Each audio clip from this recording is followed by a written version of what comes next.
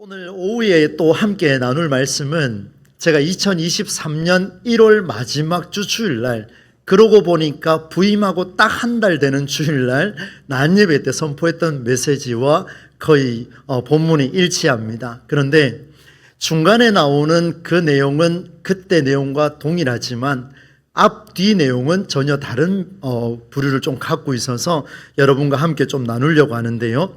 고린도 교회 성도들을 향해서 바울이 간절한 마음으로 글을 쓰고 있습니다. 지금 고린도 교회는 분열이 되어버렸습니다.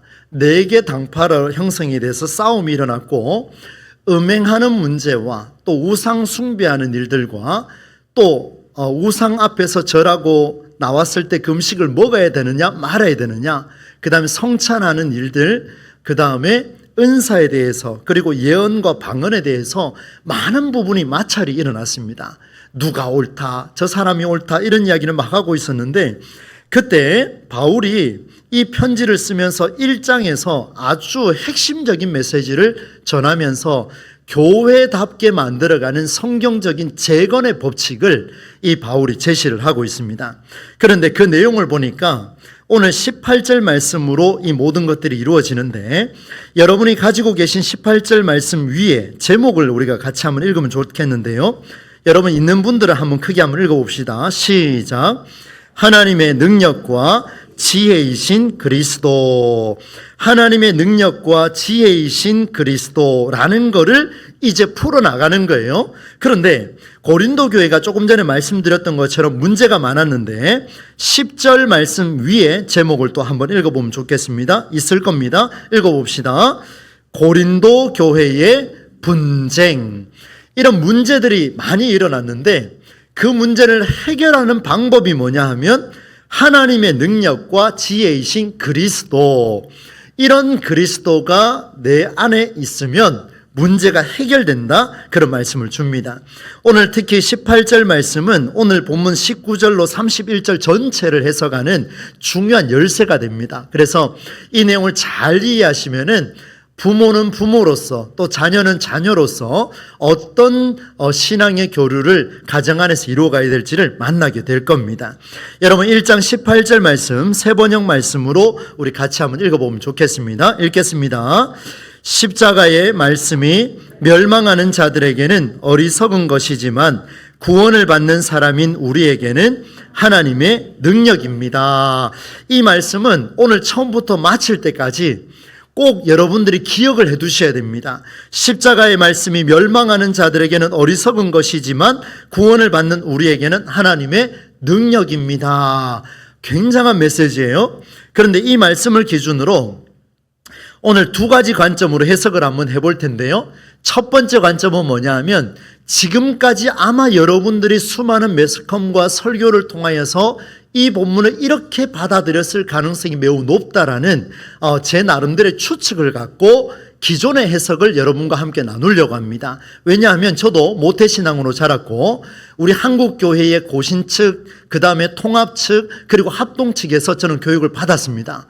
그래서 제가 살아왔을 때 보니까 이 40평생 조금 넘는 인생이지만 이 세월 동안 이 말씀을 들었을 때 그 해석에서 벗어난 적이 없었습니다. 그래서 그 내용을 여러분에게 먼저 말씀을 드리고 그 다음에 후반부에는 어떤 이야기를 하고 싶으냐면 이전까지 해석됐던 이 내용들이 우리 시대에는 그럼 어떻게 살아날 수 있을까?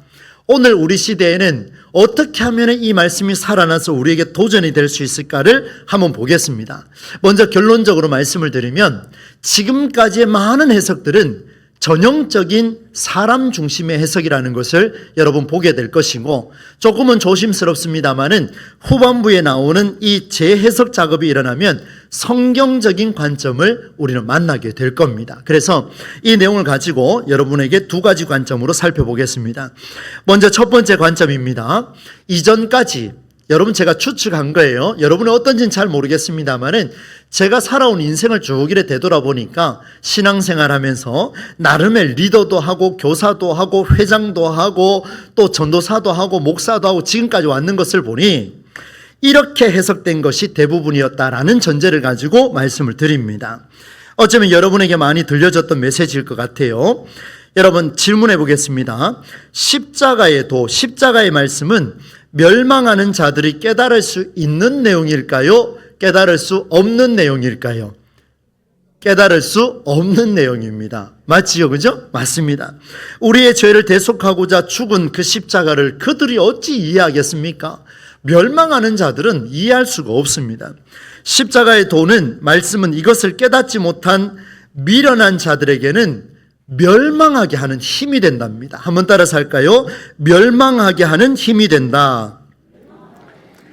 그 다음에요, 깨달은 자, 구원을 받는 저와 여러분에게는 하나님이 허락하신 능력이라고 표현하고 있습니다. 한번 따라서 하겠습니다. 하나님의 능력이다.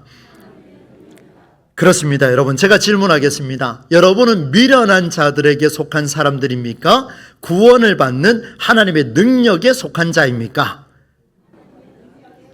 이럴 때는요, 그럼 1초도 망설임 없이 바로 이야기하셔야 돼요. 나는 구원을 받는 하나님의 능력에 속한 자입니다. 할렐루야. 이렇게 고백을 해야 되는 겁니다. 예수 믿는 우리가 깨달은 것이요. 그래서 오늘 본문에 보니까 이제 19절부터 쭉 제가 설명을 할 건데요, 세상의 힘과 지혜를 쫓아가는 멸망하는 자가 되지 말랍니다. 여러분, 그리스도 안에서 우리는 저 세상에 있는 그 힘을 쫓아가지 않아야 합니다. 지혜 있는 자의 지혜도, 총명한 자의 총명도, 현자와 학자와 변론가도 하나님 앞에서는 다 무너진답니다. 세상이 가진 힘과 지혜로는 결단코 하나님을 알 수 없다, 이렇게 표현하고 있습니다. 그래서 성경을 보니까 이렇게 표현합니다. 26절 말씀의 새 번역인데요, 또 함께 같이 한번 읽어보겠습니다. 시작. 형제 자매 여러분, 여러분이 부르심을 받을 때에 그 처지가 어떠하였는지 생각하여 보십시오. 육신의 기준으로 보아서 지혜 있는 사람이 많지 않고, 권력 있는 사람이 많지 않고, 가문이 훌륭한 사람이 많지 않았습니다. 제가 이 말씀을 읽는데요, 와, 어떻게 저를 이렇게도 잘 알고 계실까, 이런 생각이 들었습니다. 저를 가만히 되돌아보니까 하나님이 저를 불러주셨는데, 가만히 보니까 지혜도 없고 권력도 없어요. 그죠? 거기다가 훌륭한 가문에서 태어나지도 않았습니다. 조심스럽지만 그런 말씀을 드립니다. 여러분은 어떻습니까? 여러분, 하나님 불러주셨어요. 여러분, 지혜 있는 사람의 가정에 태어나셨습니까? 권력을 가지고 계십니까? 아니면 가문이 훌륭한 사람으로 여러분 지금 살아가고 계십니까? 바울이 고린도 교회 사람들 다 불러놓고 보니까 다 고만 하더라는 거예요. 가난한 것도 비슷하고, 지혜 없는 것도 비슷하고, 명예 없고, 권력 없고, 보니까 다 고만한데 무슨 일이 벌어졌다고요? 싸움이 일어나더라는 거예요. 다 비슷비슷한데 싸웠다고 이렇게 표현을 하고 있습니다. 여러분 보십시오. 우리 하나님께서 우리를 불렀을 때에 우리의 처지는요, 잘난 게 하나도 없었습니다. 그런데 이런 하나님께서 이렇게 처음부터 다 부족했던 우리를 택하셔서 하나님이 어떻게 말씀하시냐면 27절로 28, 29절까지 나오는데요, 이렇게 표현합니다. 하나님께서 세상의 어리석은 것들을 택하셔서 지혜 있는 자들을 부끄럽게 하셨다. 그리고 약한 것들을 택하셔서 강한 것들을 부끄럽게 하셨다. 비천하고 멸시받으며 아무것도 아닌 우리를 택하셔서 소위 잘난 것들을 부끄럽게 하셨다. 그리스도 안에서 자녀된 우리를 통하여 그리스도가 살아계심을 자랑하게 하시려고 우리를 택하셨는데, 여전히 약하고 여전히 어리석고 여전히 가난하고 여전히 잘나지 못한 인생을 하나님께서 택하셔서 하나님의 일하심을 선명하게 만들어가는 일에 저와 여러분을 사용하고 계신다, 이런 말씀을 주고 계십니다. 여러분, 구원을 받는 여러분에게 축복의 말씀을 선포하겠습니다. 하나님께서 여러분이 부족하다 할지라도 여러분을 택하여 지혜 있는 자들을 부끄럽게 하실 줄로 믿습니다. 네, 아멘 하셔도 좋습니다. 여러분을 택하셔서 약하지만 세상에 강한 것들을 오히려 부끄럽게 하실 줄로 믿습니다. 비천하고 멸시받고 아무것도 아닌 것을 택하셔서 소위 잘난 것들을 부끄럽게 만드는, 그들을 부끄럽게 하여 하나님의 살아계심을 증언하는 그런 역사가 저와 여러분을 통해서 일어나기를 다시 한번 주의 이름으로 축원합니다. 여러분, 여기까지가 이전의 해석 작업입니다. 그런데 이 말씀을 해석한 관점과 구조를 잘 보니까 어떤 관점을 가지고 그 말씀을 해석했는지 딱 보니까, 여러분 들어보십시오. 여기에 기록된 하나님의 말씀이 전부 다 사람의 상황에 따라서 해석됐다라는 걸 볼 수 있습니다.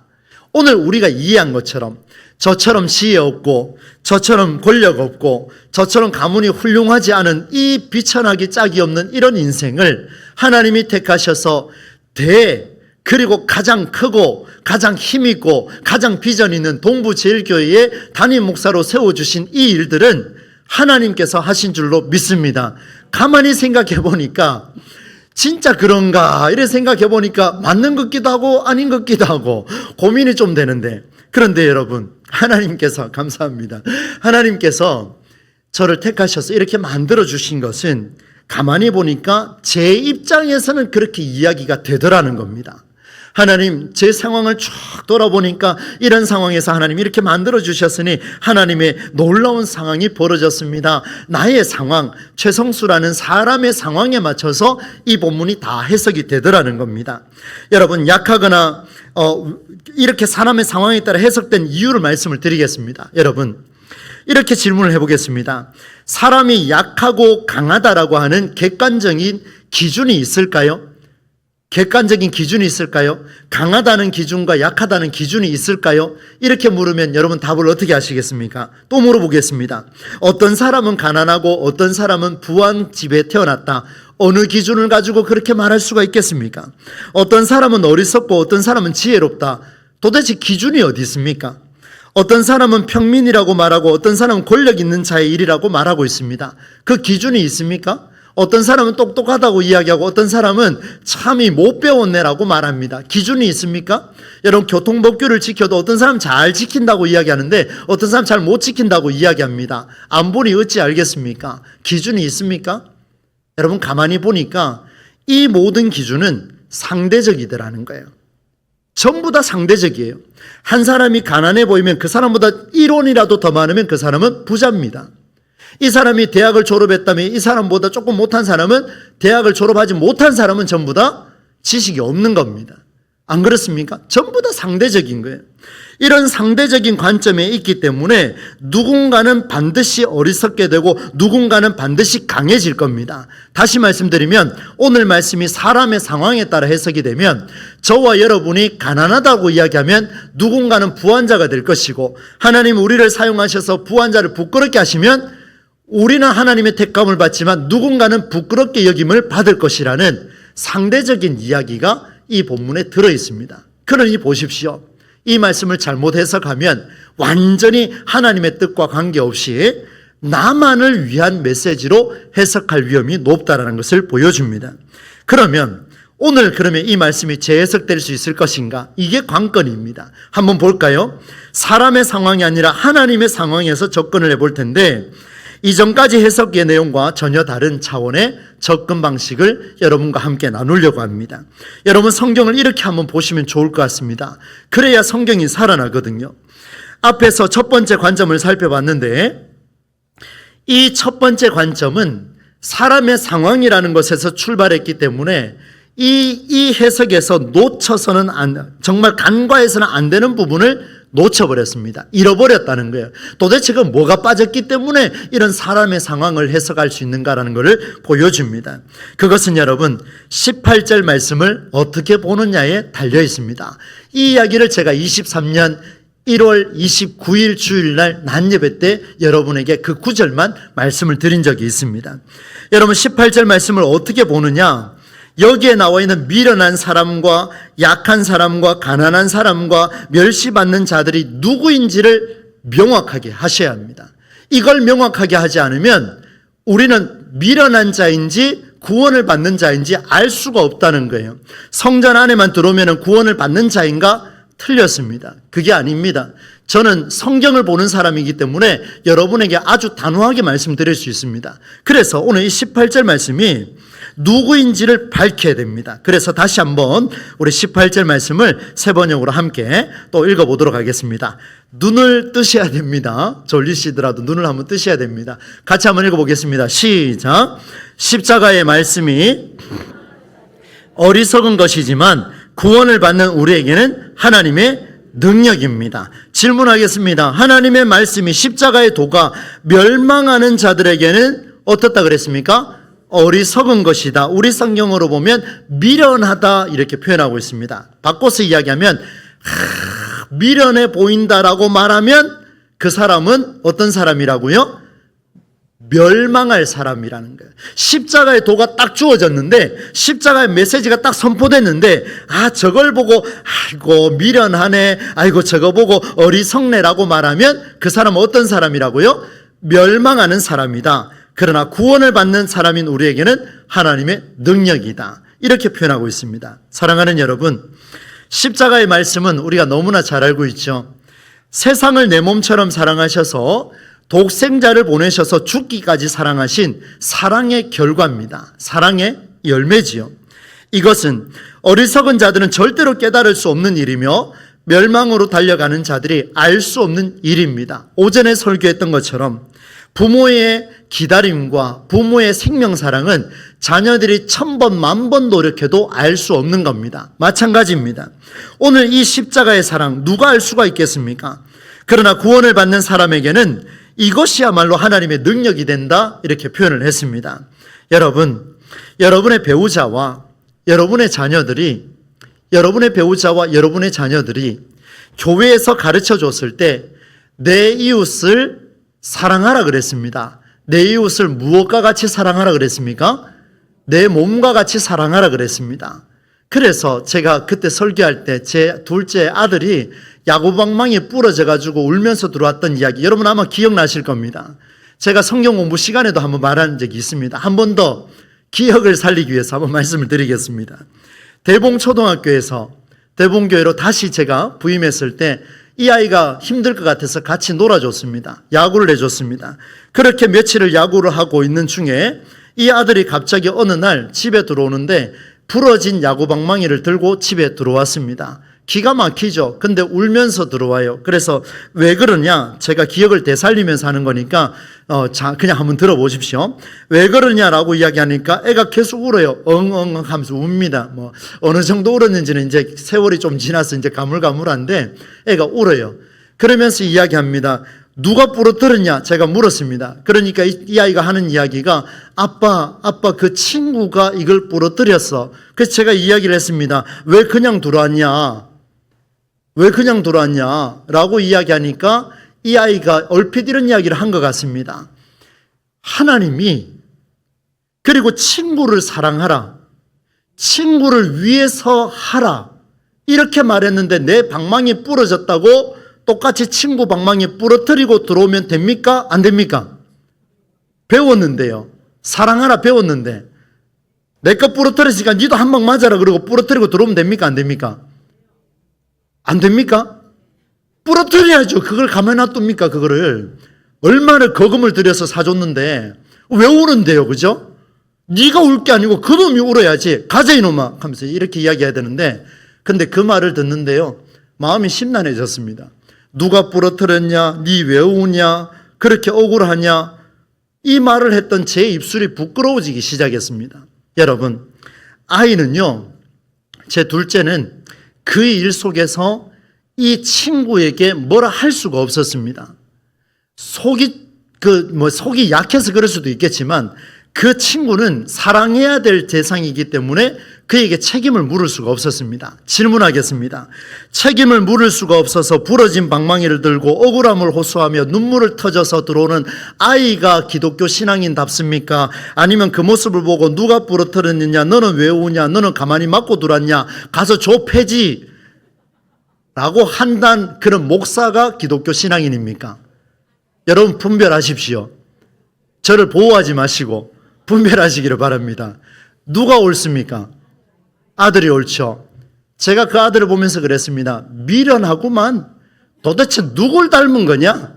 에라이 미련한 놈아 라고 이야기했더니만 이 말씀을 보는 순간 십자가의 도가 사랑을 실천하는 것이 멸망하는 자들에게는 미련한 것이다. 엄마야, 야 이 미련한 놈아 라고 이야기했는데 십자가의 사랑을 실천하고 들어온 아이한테 미련하다고 말한 나는 구원을 받은 존재입니까? 멸망하는 자입니까?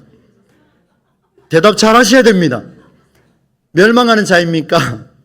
구원을 받는 자입니까?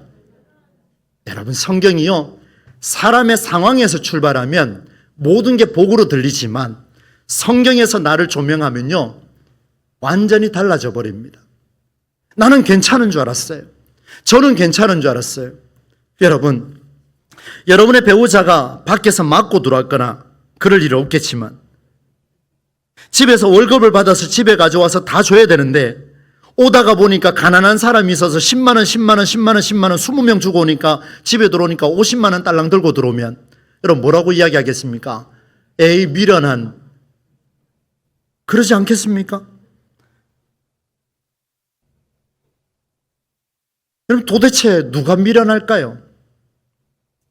참 우리에게 많은 것들을 시사합니다. 우리 자신에게 한번 물어봅니다. 저는 그 사건은 평생 갈 것 같습니다. 이 말씀을 읽을 때마다 저는 뼈저리게 느낄 것 같습니다. 십자가의 말씀은 사랑이다, 양보다, 겸손이다, 살리기 위해 힘든 나의 고통이다, 죽음이다. 사랑과 양보와 겸손과 고통과 죽음의 길을 걸어가는 이 길이야말로 살리는 길이라고 수없이 우리는 우리의 입술로 이야기했지만 정작 나하고 관련된 일이 빵 터지고 나니까 어떻게 합니까? 위층에서 조금만 소리나도 올라가서 상식이 없는 사람 아닙니까? 라고 말하지 않는가? 예? 여러분 보십시오. 층간소음 때문에 지금 죽어나가는 사람이 한둘입니까? 정말 기독인들이 어떻게 살아야 할지를 모르고 있는 거예요. 오로지 이 말씀을 보니까 하나님 저 가난하니까 저 미련하니까 지혜가 없으니까 약하니까 하나님 나를 부하게 하시고 저 강한 자를 부끄럽게 하시고 나를 괴롭히는 저런 인간들은 사탄 막이니까 하나님 승리하게 하여 주시옵소서 이렇게 말하고 있는 우리의 해석 차원에서 이제는 건너뛰어서 하나님의 말씀이 나를 조명해 버리니까 내가 구원받는 존재인 줄 알았는데 당당하게 그렇게 말하는 줄 알았는데 그렇게 말씀 선포하고 집에 갔는데 아이가 다치고 아이가 상하고 아이가 방망이가 부러져서 울면서 들어오니 한다는 이야기가 예끼 미련한 놈아 라고 말하고 있는 저의 부끄러운 모습을 보게 됐습니다. 사랑하는 여러분, 가장 적절한 예화가 될 것 같아서 한 번 더 말씀을 드렸습니다. 여러분, 이 18절 말씀이 이제 하나님의 뜻을 발견했다면 19절로 31절은요 완전히 다르게 해석돼 버립니다. 한번 볼까요? 19절을 보니까 하나님은 지혜로운 자들의 지혜를 멸하고 총명한 자들의 총명을 멸할 것이다. 나보다 지혜로운 자를 지혜를 멸하고 총명한 자를 총명을 멸하는 게 아니라 그게 아니라 세상이 나를 미련하다라고 말할 때에 사랑하고 또 베풀고 또 참고 죽어가는 그 미련한 길을 걷고 있을 때에 하나님의 지혜를 모르는 저런 자들을 하나님께서 부끄럽게 하시겠다 이 말씀을 주고 계십니다. 똑똑합니까? 학자입니까? 변론가입니까? 세상의 지혜야말로 어리석은 것이다라고 말하고 세상의 지혜는 하나님을 알지 못한다라고 이야기했는데 여전히 우리는 말씀을 듣고 돌아가면서도 멸망하는 자들의 길을 걷고 있지는 않는가라는 것을 보여주는 게 밑에 메시지입니다. 사랑을 배웠기에 얻어맞고 쓴소리하지 못하고 돌아온 아들, 그 아들의 얼굴을 보며 왜 할 말을 하지 못했느냐. 제가 더 그렇게 그때 조금 더 이게 안 깔아앉혀진 이유가 있습니다. 왜냐하면요, 제가 요 가까이 있는 우리 신모교회에서 출발해서 다른 교회 갔다가 저기 있는 또 신모교회 갔다가 대봉으로 다시 갔지 않습니까? 갔는데 그 방망이를 부러뜨린 아이가 누구냐면 여기 옆에 있는 신모교회의 집사 아들이에요. 그게 더 열받는 거예요. 그냥 모르는 사람 같으면 가서 그냥 한 소리 해버리려고 그랬는데 여러분 보세요. 이게 지금 속에 차 있는 거예요. 무엇이 미련한 길인지 정말 내가 미련하다고 말한 것을 아들이 행하고 있는데 그걸 내가 지금 지적하고 있는 것은 아닌가? 참 부끄러운 이야기죠. 이것을 갖추지 않으면은 이 말씀은 해석될 수가 없습니다. 여러분 23절로 25절 말씀 세 번역으로 같이 한번 읽어보겠습니다. 함께 읽습니다. 시작. 우리는 십자가에 달리신 그리스도를 전합니다. 그리스도가 십자가에 달리셨다는 것은 유대 사람에게는 거리낌이고 이방 사람에게는 어리석은 일입니다. 자, 여러분 질문해 보겠습니다. 여러분은 십자가의 사랑, 양보하고 또 한 발 물러서 주고 또 참고 인내하고 미련한 길을 걸어가는 그 길이 여러분에게는 거리끼십니까? 여러분의 자녀가 그렇게 사는 게 거리끼십니까?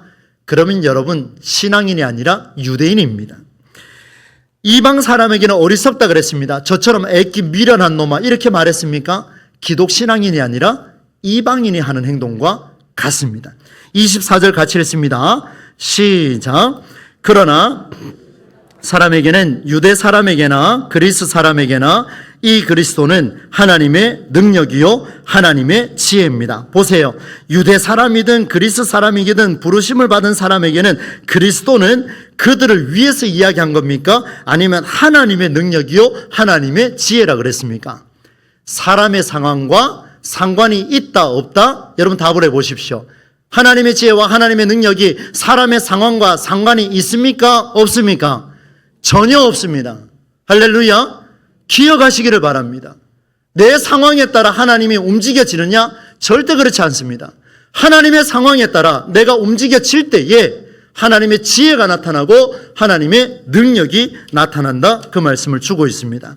십자가에 달리신 그리스도를 전하는 게 우리의 삶이라면, 거리낌을 느꼈다면, 어리석었다고 말하고 있다면 그것이 진짜 그리스도를 전하는 삶인가?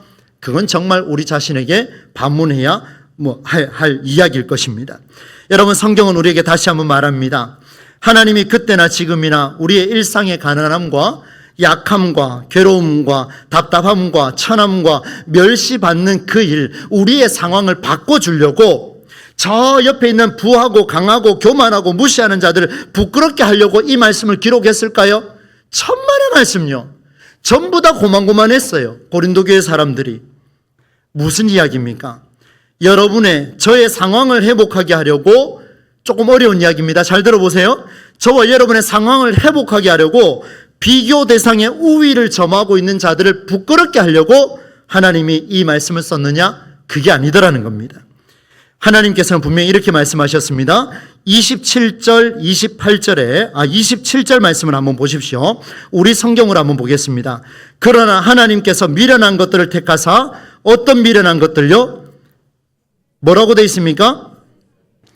졸리시나요? 자, 27절. 그러나 하나님께서 미련한 것들을 택하셨는데 어떤 미련한 것들요? 그 다음 지혜 있는 자들을 부끄럽게 하시려고 약한 것들을 택하시는데 어떤 약한 것들요? 그 다음 28절. 하나님께서 어떤 천한 것들과 멸시받는 것들과 없는 것들을 택하셨다고요? 세상의입니다. 이게 무슨 말입니까? 세상이 볼 때 미련하다. 세상이 볼 때 참 왜 저를 살까? 지질이 복도 없지. 자식 왜 낳았습니까? 참 그냥 그 한 10년 만에 아들 하나밖에 없는데 저놈 저거 목사한다 하네. 여러분 이 보십시오. 부모에게 효할 생각을 안 하고 저렇게 산다고요? 참 너는 어떻게 그런 가정에서 태어났냐? 여러분 이런 이야기 들으면 얼마나 힘듭니까? 근데요, 그런 가정이라 할지라도요, 십자가의 도를 살고자 몸부림치고 사랑하고 헌신하고 겸손하고 양보하고 또 배려하고 살리기 위해 몸부림치는 그 판단과 말과 행동에 세상이 미련하다고 말하는 게 복이 되는 줄로 믿습니다. 세상이 우리를 봤을 때 참 잘하네, 참 강하네, 부자네, 이런 소리 듣는 게 좋으시겠습니까? 아니면 세상이 우리를 봤을 때 참 목사도 저런 미련한 목사가 어디 있을까? 왜 저렇게밖에 못 살까? 저렇게밖에 못 살까? 이런 소리를 듣기를 원하십니까? 사랑하는 여러분, 우리는 전자가 아니라 후자가 될 수 있기를 주의 이름으로 축원합니다. 갑자기 소리가 작아지셨어요. 여러분 부자가 될 수 있기를 축원합니다. 아멘 하셔도 돼요. 제가 진심으로 하는 이야기입니다. 여러분 사업을 번창하게 하셔서 우리 장로님들부터 시작해서요, 여러분 일터가 복을 받으셔서 부자가 될 수 있기를 주의 이름으로 축원합니다. 가난한 사람 없었으면 좋겠어요. 정말 간절합니다. 아픈 사람 없었으면 좋겠어요. 건강했으면 좋겠습니다. 그런데요, 지금 그거 이야기하는 거 아니잖아요. 그죠? 맞죠? 가난하든 부하든 상관없습니다. 세상에서 미련하다라고 손가락질 좀 받아라. 세상에서 이야기할 때 정말 저 사람 아이고 불쌍하네 소리 한번 받아라. 우리 하나님께서 지금 이런 말씀을 하고 계십니다. 그렇게 할 때에 그렇지 아니하는 자들을 부끄럽게 하신다, 이런 말씀을 주고 있습니다. 십자가에 달린 예수 그리스도를 전하는 일은 어리석은 길이며 거리끼는 일입니다. 정말 어렵습니다. 여러분 부모가 이런 길을 걸으셔야 안 되겠습니까? 자녀가 이런 길을 걸어가야 되지 않겠습니까? 누구도 좋아하지 않는 길이며 가기 싫은 길이며 하기 싫은 길입니다. 목회하는 저도요, 때로는 이거 하기 싫을 때 있습니다. 갑자기 이런 고민이 들어요. 부목사한테 전화할 걸, 괜히 내가 가가지고 아이고 힘들어 죽겠네. 교회에서요, 막 깡패 같은 사람 나타나면요, 막 목사도 심장 벌렁벌렁거려요. 가서 맞지는 않을까? 그때 누구한테 전화하면 됩니까? 덩치 큰 누구한테 전화해요? 그래 해도 되지요, 그죠? 그럼 되지 않습니까? 그죠? 조금 이제 잘생긴 사람이 필요할 때 누구한테 전화하면 됩니까? 그렇죠. 맞지 않습니까? 그래 좀 해야 되는데 막 그런 유혹이 막 생겨요. 근데요, 하나님 제게 말씀하십니다. 네가 그렇게 잘났냐? 내가 너를 그러려고 네 그 자리에 세웠냐? 네가 해라. 잘생기지 않아도, 덩치가 작아도, 조금 모자라도 그리스도의 사랑을 살아내고자 몸부림치는 미련하다라는 소리를 듣는 목사가, 야, 최 목사 네가 돼야 되지 않겠냐? 이런 말씀을 딱 주시는 그 마음이 얼마나 감격이 되는지 몰라요. 여러분 그걸 깨달으면요, 제 뒤에 누가 받쳐주신다고요? 하나님께서 후광이 되어주십니다. 사랑하는 성도 여러분, 하나님께서 여러분의 삶에 후광이 되어주실 줄로 믿습니다. 25절 믿음의 고백으로 마지막 함께 읽도록 하겠습니다. 25절입니다. 시작. 더 지혜롭고 하나님의 약함이 사람의 강함보다 더 강합니다. 할렐루야. 하나님의 어리석음이 무엇입니까? 미련한 길 가는 거예요. 그저 사랑하는 길이에요. 오늘 오른뺨 맞으면 어느 뺨도 내놓으라고요? 왼뺨도 내놔야 되는 거예요. 조심하세요. 알겠죠? 그렇게 사셔야 되는 거예요. 그때 할 때에 사람의 지혜보다 지혜롭게 하시고 하나님의 약함, 어렵고 힘든 자들을 위해 헌신해 나가는 그 과정 속에 사람의 강함보다 더 강하게 세워주실 줄로 믿습니다. 여러분 이게 바로 성경적인 해석이에요. 전자는 사람의 상황에 출발해서 하나님 나를 이렇게 힘들게 하십니까? 세상을 부끄럽게 해주십시오. 전형적인 인본주의적인 해석이라면 후자의 이야기는 성경의 선포의 영향을 받아서 제가 이렇게 살아계시겠습니다. 성경의 선포의 영향을 받아 오늘도 미련한 그 목회기를 한번 해보겠습니다 라고 결단하는 여러분의 삶, 저의 삶 속에 하나님의 역사는 폭발적으로 일어나게 될 줄로 믿습니다. 이 모든 복의 영광이 저와 여러분의 삶에 일어날 수 있기를 우리 주 예수님의 이름으로 간절히 축원합니다.